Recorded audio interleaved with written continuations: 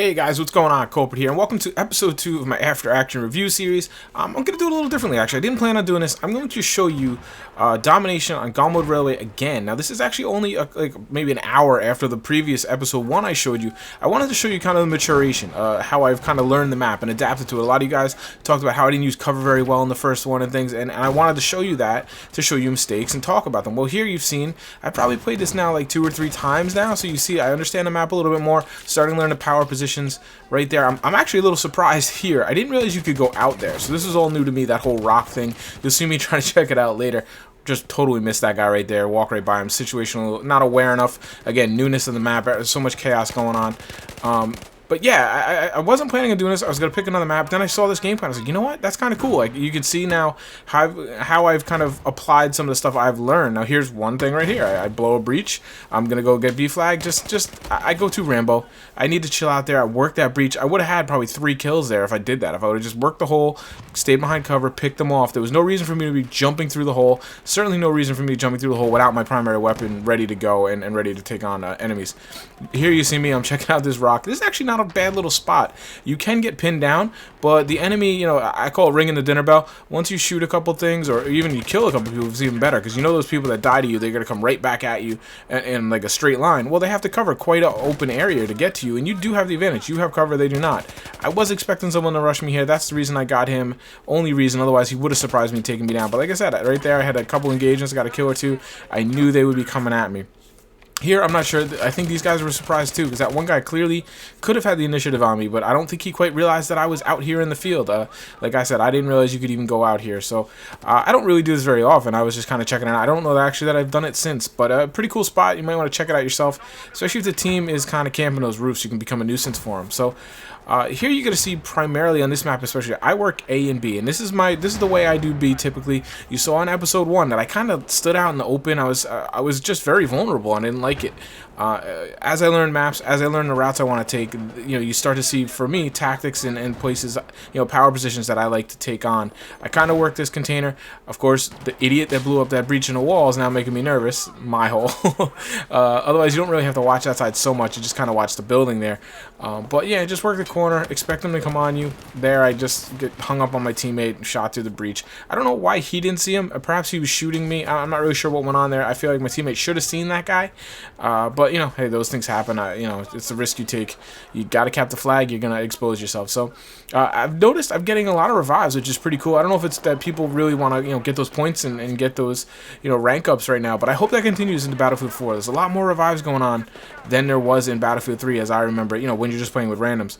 This building here is like one of the best power positions in the game. It's a power building. You get an awesome vantage point on A. You get an awesome vantage point on B. Now, just always keep in mind, do not peek the same window twice. You'll see me here. Actually, I linger here a little longer than I like to, and I do pop it again. I go over here, not much of a switch, but don't peek your head. There's a lot of snipers on this map, especially up that hill and on those other rooftops. They will be hard scoping those windows. So peek once. If you engage, you get a kill, whatever, break it off and move on. This guy only because he was already hurt.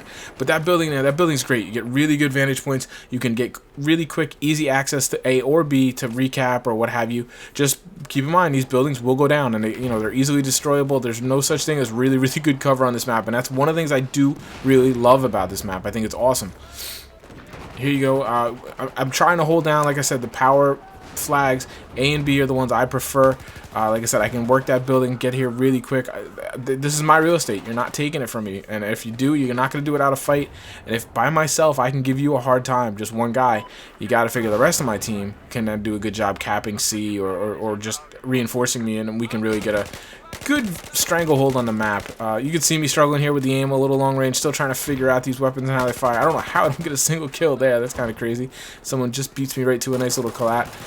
Nice long-range pistol. I am struggling with pistols. I have this feeling I'm going to have to go into a pistols-only server and just play around for a little while. I love them in beta. I was pretty good in Battlefield 3 with my sidearm.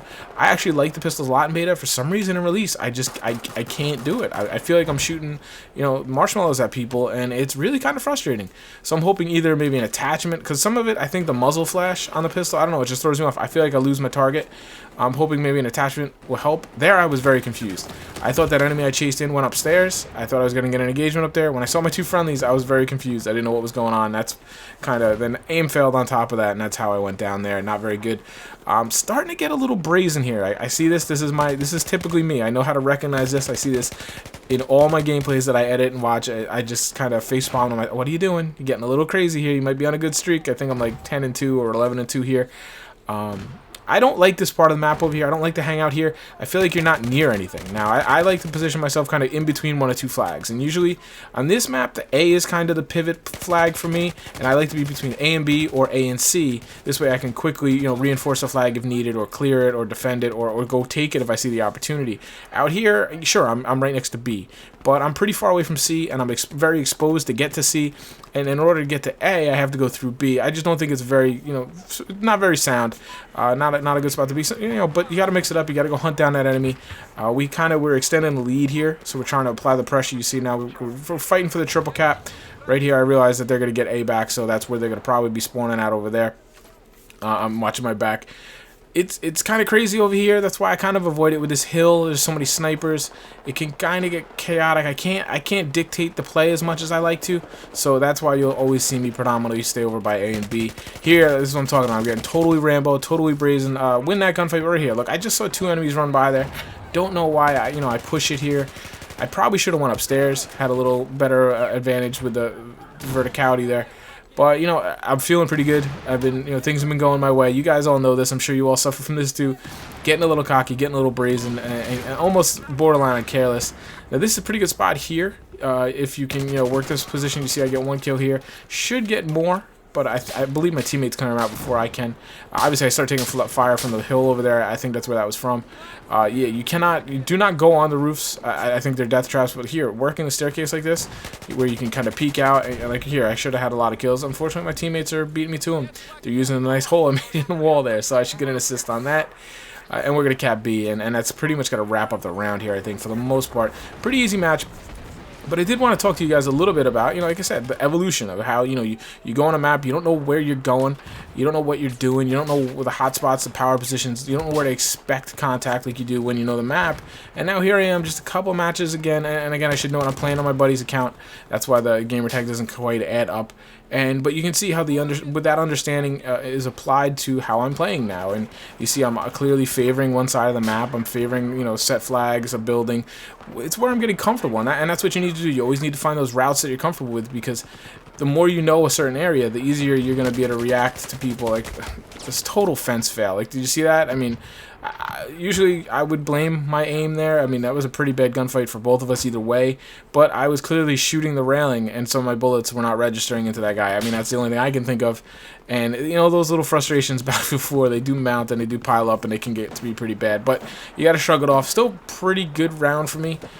Here you can see I'm getting fed up with these guys up on the hill, and I get this sentiment a lot.